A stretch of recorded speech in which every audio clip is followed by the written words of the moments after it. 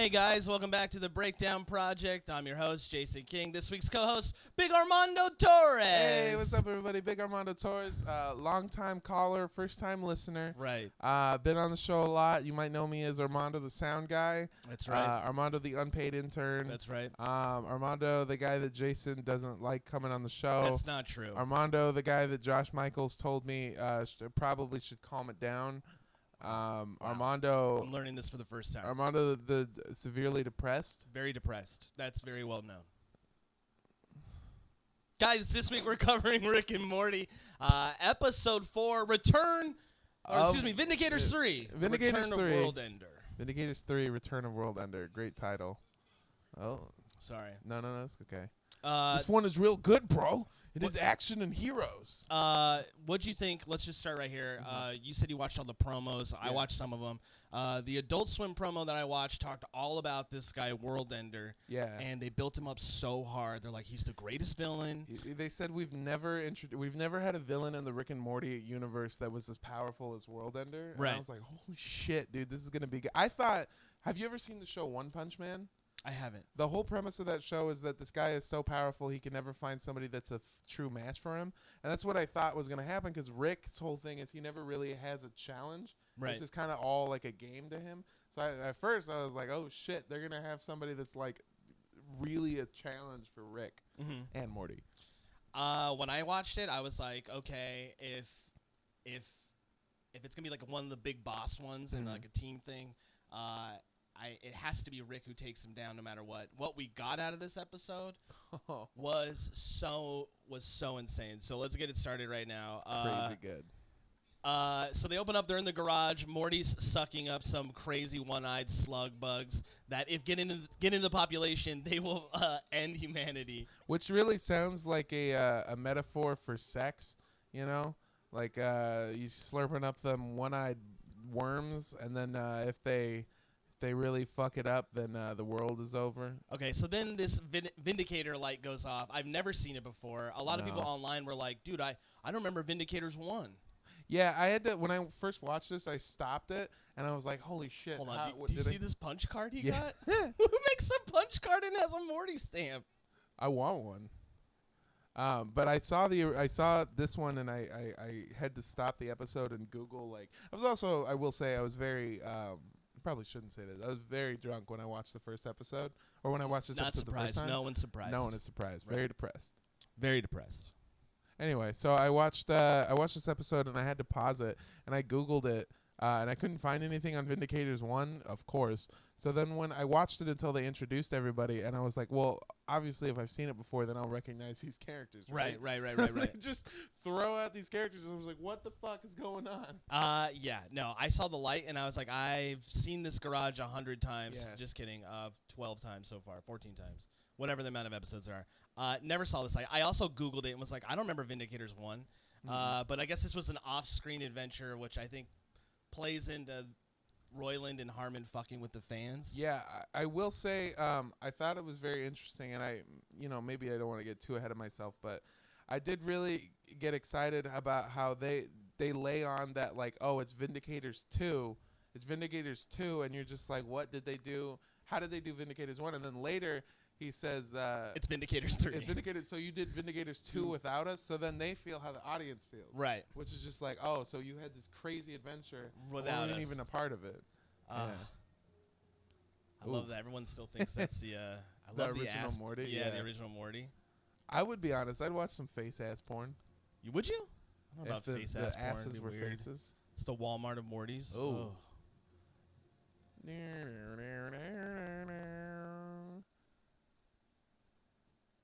Bam. So they're on this giant spaceship. Giant ass ship. We meet all these new characters. You see the little cutout of World Ender, which if you've watched the promo, you've been like, holy shit. Dude, it's going to be a huge battle. Yeah. Great guest stars, by the way. There's Tom Kenny in there, Gillian Jacobs, Logic's later in the episode, and then there's, what's his name?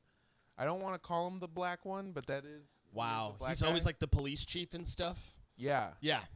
He plays Alan Rails. He was on The Wire. Yeah. It's terrible that we don't know his name. We should put his the name box right is here. going to have the name. Yeah. The box will have his name. Fuck you, box. Yeah. and then we got dude. Noob Okay, Noob. so new Mr. Poopy Butthole is Noob Noob, right? Yeah, he even looks similar. I think that God damn. I love that he has a droopy eye.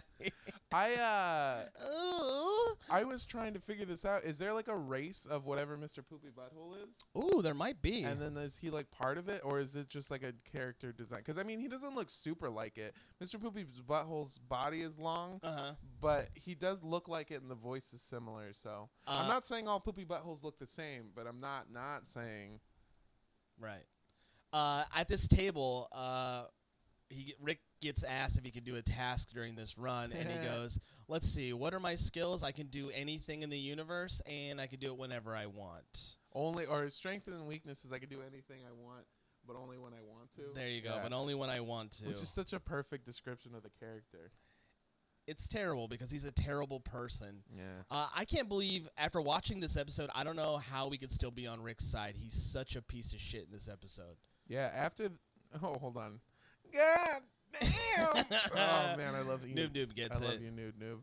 Christian Slater? Yeah, that's what the other guy is. Yeah, I think I said that first actually. Tom Kenny, Gillian Jacobs plays the universe lady. Christian Slater's. He was half ants, half dying stars. I do love this character, Vance, as being, everything that Rick. When we first meet Rick, he's anti-Rick. Yeah, right. This is what we think of, and then now that we've gotten to know the character of Rick and we realize how much of a piece of shit he is, this is like a reminder. Like, oh, Rick used to be like a cool drinking dude. That I read this theory that every one of these characters represents a part of Rick. Right, so maybe Vance is the part that we thought of when we originally see him, right? Yeah, that's the only one that I put together. I guess Million Ants is just like that time he went to a picnic, though. Right, and that one time he like fell in love maybe with the planet and was like. Well, he did. I mean, they've shown him the love interests that he's had have all been very crazy and all over the place. So. Right, which would explain a lot, right? Yeah.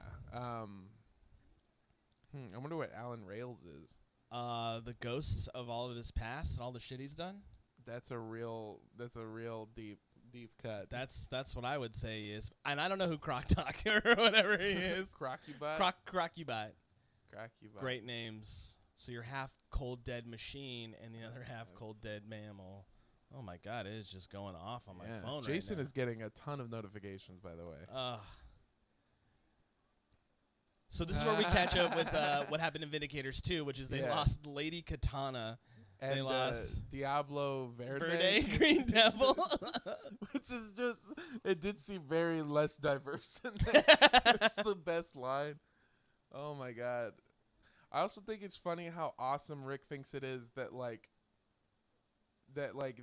he finds out they didn't like him. And instead of going like, oh shit, he goes like, oh shit, that's awesome. I love that he decides to go drinking in a robe and shoes. Yeah, eventually he changes. We see him in a long sleeve shirt, and then eventually a Hawaiian shirt. Yeah, make it about Hawaii. Aloha. I will say, and this is something that you have to. I'm sure people have pieced it together, but I never realized how disgusting it is until we're gonna cut in a second to him being passed out. Right.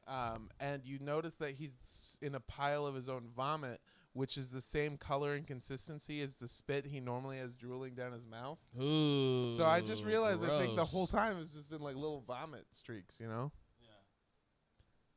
Cool with the audio?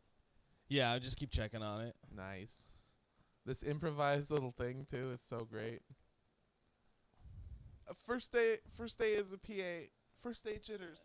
And then my favorite part about this is he audibly goes, yeah, he goes, voice. Yeah. Yeah, see, this is what I'm talking about. Oh, he shits him. So there's a lot of shit there. So much shit. I love that they made Noob Doob clean it up. They totally treat him like a Morty. Damn. Oh, and he drag him through the shit. Oh, crap. Really with the shits, bro. He's stacked. Look at him. What has he got? Oh, she just So took many it right guns, off of him. God damn.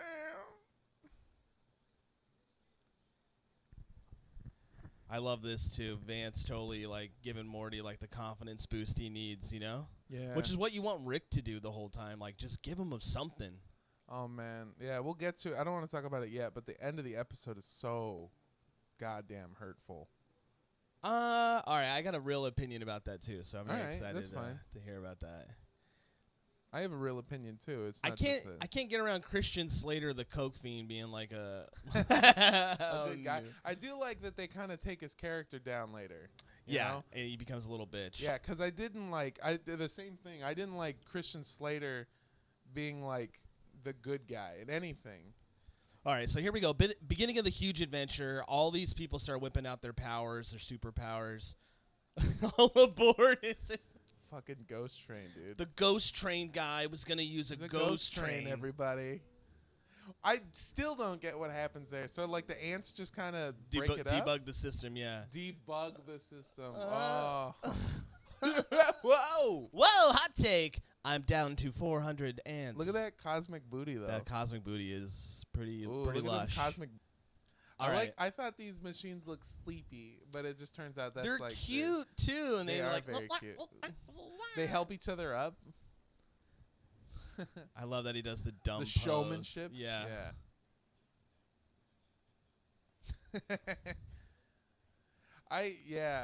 The fucking, oh my god, I really hate his character so much. Ghost Train or Alan. Dude, but Rick is such an asshole in this episode. Oh yeah, this is great. Oh, fucking serious job.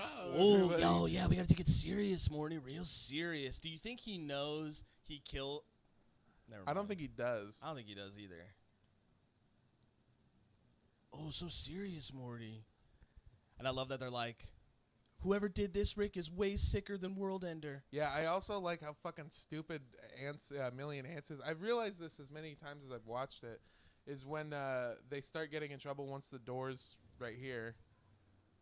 I sense his life force leaving, and he's just like, wow, Million Ants, the ability to see two human eyes. And then later he says, I sense a greater evil than World Ender just because the door's closed. Like, he's always trying to sense shit. So you don't know what his power is? Is that what you're saying? No, it's just like, I think he's real. I don't know. Did he just cough up his guts? It looks like he coughed up a liver, yeah. I want to see this scene. I want to see this. I mean, if you think the rat scene was terrible from Pickle yeah. Rick, what do you think this was He like? hung that guy up. Oh, shit. Oh, that Oh. always scares me. God damn it. Yeah, the locking of a room is always terrifying. What does he make there? What is that, like a mantis? I guess. Million Ants does suck in this. Ah. He left his portal gun in a fucking restroom. Full of vomit, by the way. See, this is what I'm saying. He's like, I sense a greater evil, and then it's not, there was nothing else in the room. It was just this. I like how you can see in the background the cardboard cutouts of the stuff that you see later in the episode, too. With the rainbow paint and everything. Oh, really? Yeah. Have to Watch it in the background of the video. Right. All right, guys, It's we're official. back. It's official. I had too much to drink last night. So yeah, if we don't use what I was saying was that in the background you can see the cardboard cutouts with the rainbow paint. God, I love me some Gillian Jacobs, by the way. She's great. She's so amazing. Love season 2 out now. Season 3 coming soon. Very good show. Highly recommend it. Wow. Plugging a show that is not mine. Right. What trips me out is he's so ripped, and he gets so much done. Gives him 3 minutes. Yeah, okay, so what do we have there? We have tragic origin, never gives up, uses power responsibly, doesn't play well with others, and there's a third one that I can't see, or a third one. There's like a second There's like a one. sixth one. Yeah. Okay, it's that one right there, right under Alan. It's superpower, also a burden. All right, so who goes with what? Tragic origin. Well, you know the bit, right? Right, none of it matters. Yeah, it's just because they're all the same. They're not very special. It's the worst bit, and I just remembered it right now as he was saying it. Yeah, And I'm sure the box will have something to say about that. Oh yeah.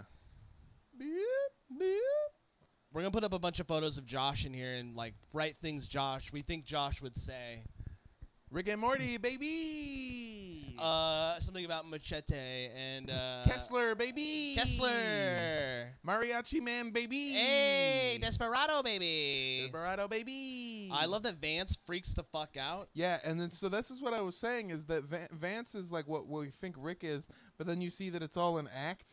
Right, it's all fake. Yeah. Because he cowards out and he goes, whoa, there might be booby traps. And boy, is there a booby trap. Yeah. I heard like a saw, I heard a bomb, I heard a gun. It's like that game Saw. Oops, there's my work schedule. Oops, there it is. Whoop, there it is. Boom, he flies up, he gets fucking murked. Machine gun. Gets rolled slashed, around, gets lasered. Oh, Jesus. And then finally just saw, yeah. I think I hear some kind of animal. I love how scared Crocky-Butt looks. Just like, oh. I love that it takes off again. His legs start flying around the fucking room. Spreading blood everywhere, and the only option is for them to literally blow him up. This is such a bloody episode. This season is so bloody. I mean, I know they've done it in the past, but this one more so than others, I feel, anyway. You learn something new about Rick. He's got a micro mesh around his skeleton that prevents people from hurting him. I think maybe just choking him. Or just choking him? Yeah, like physically, because later she chokes him in the air with the force choke, and he doesn't save him at all.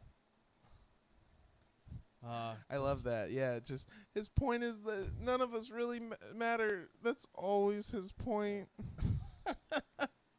I do like the realization that you get to see how often Rick drinks too much and Morty has to deal with it. Right. Because you never really notice that much, you know? Oh, this fucking bit. It's so great. Oh, man. Yeah, this is they walk a very tight rope here. Crocky-Bot has the right answer. He talks about this planet that they basically destroy. Yeah. Well, they commit genocide basically. Yeah. And then this, and he gets fucking smashed. Seeing more Croc than Robot. And then here. Morty immediately goes, I know what he's gonna yell about. Oh, this again. And he brings up Israel. Which is so great because I love this is what literally anyone that brings up Israel has to feels like they have to toe this line of being like, I'm not anti-Semitic though. Right. It's horrific. Maybe they do. Oh my God, this is so great. But yeah, you get to learn how shitty the Vindicators could actually be because they operate thinking like the greater good is better than the sacrifice of the few help the many. Right. You know, is their thought process. There's Israel. What is Israel?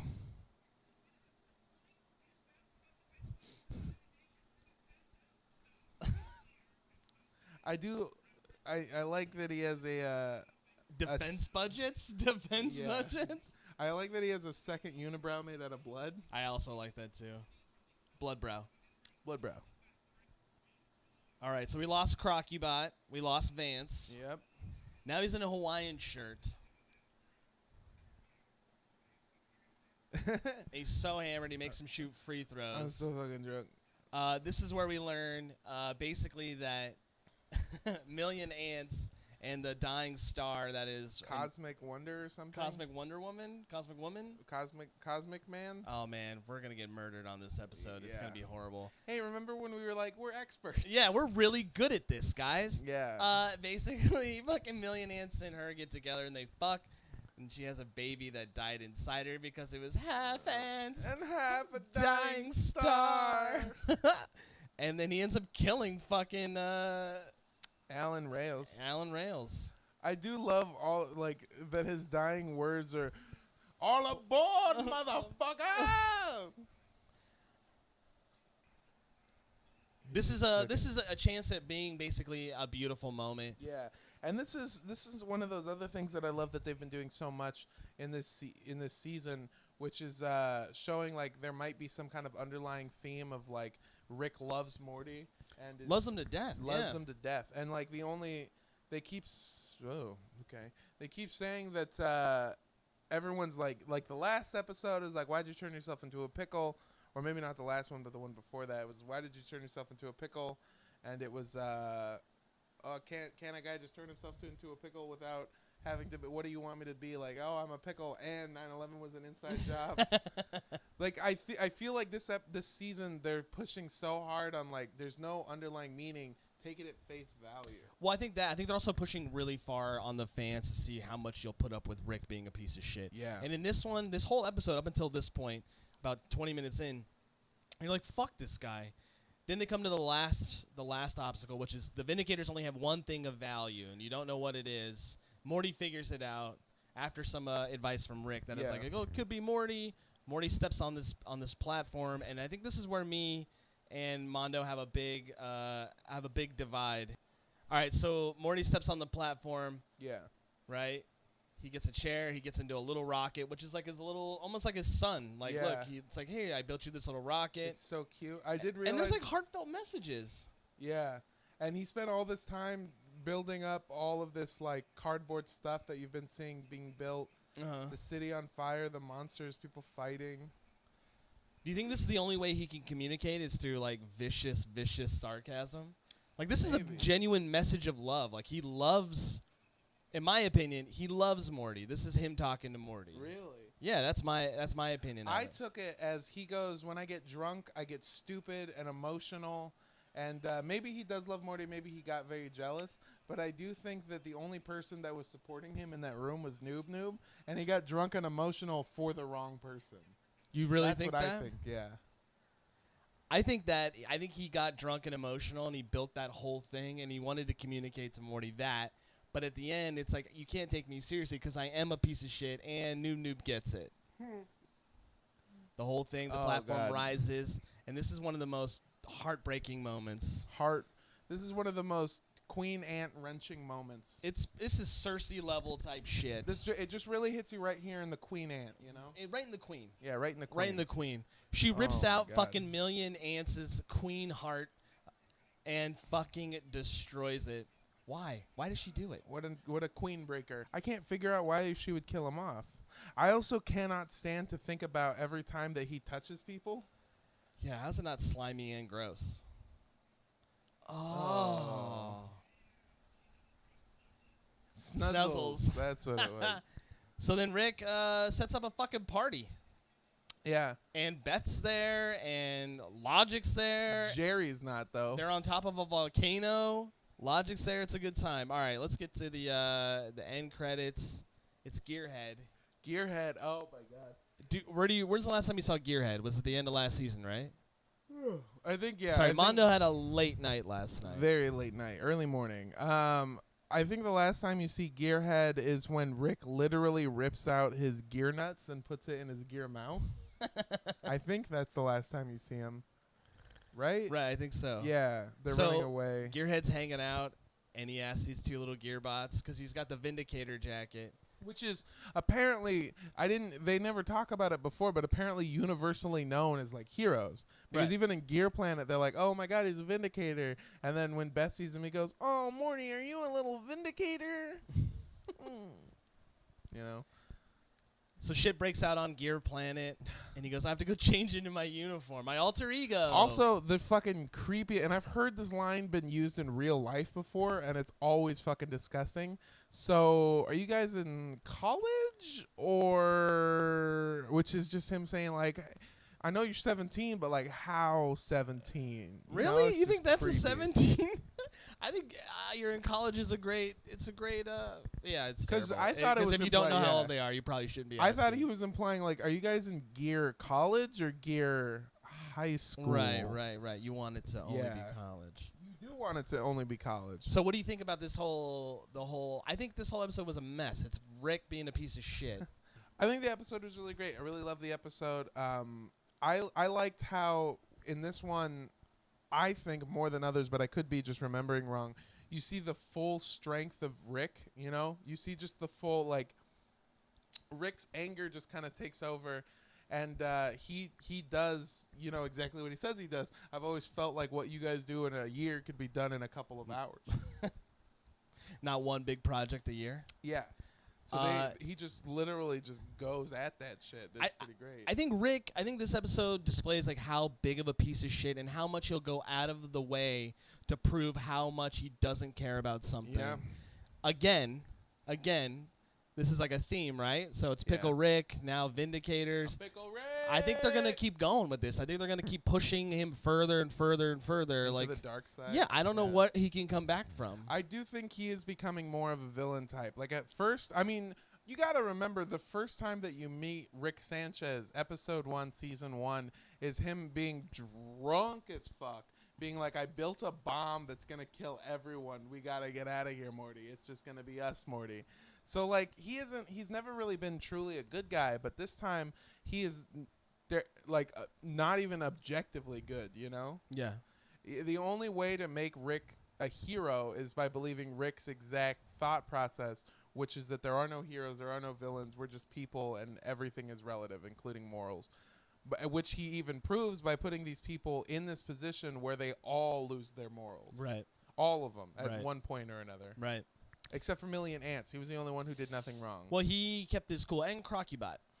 Yeah, Crocubot was pretty cool. Although they all did, I mean, if you really want to get down to it, they literally exterminated a planet. They committed mass genocide. Mass genocide, yeah. Because, which I think is, if you really want to get into it, is kind of like an analogy for what's going on in the Middle East.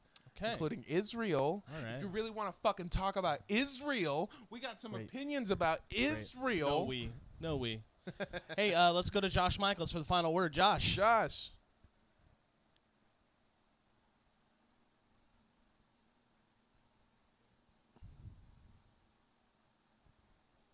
It's a good point. Yeah, didn't like that stuff about Israel, though, dude. Wow, You got went pretty hard on the... anti-Semitic, baby. Wow. Guys, thanks for watching. It's the Breakdown Project. I'm Jason King. This is Armando Torres. I'm Armando Torres. Hey, everybody. He didn't ask me to do it, but I'm going to do it anyway. He's going to do it. Plug your shit. Listen to the new podcast that I have called We're Best Friends Now. Yeah, it's great. It's a great podcast. My first guest was Jay Light. That one is up on SoundCloud and iTunes. You can find us. You see the link right here. Here's the link. We're best friends now. We're best friends now. If I have time, he'll be on the podcast eventually. Maybe. The next episode is going to be really great. It's going to be Roast Battle 2 champion Frank Castillo. And we're going to be going to Mega Sesh, which is a giant weed carnival. Oh my God, are you really? Yeah. My friend offered me to. She wanted me to go to Secret Sesh the other day. Oh, Secret Sesh. Yeah, Secret Sesh owned by. They do the same thing. Uh-huh. It's a great thing. Mega Sesh is going to be super fun. They're giving us tickets, passes, all that shit. It's Really? be great. Yeah. Is that through him or you?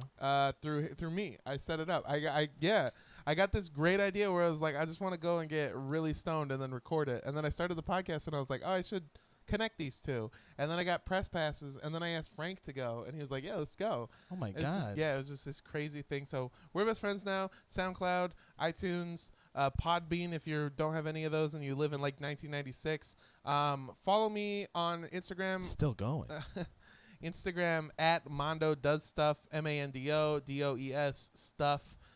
You should know how to spell stuff, and if you don't know how to spell stuff, don't fucking follow me. I don't want your follow. This is why he's not on the show all the time, people. This is it.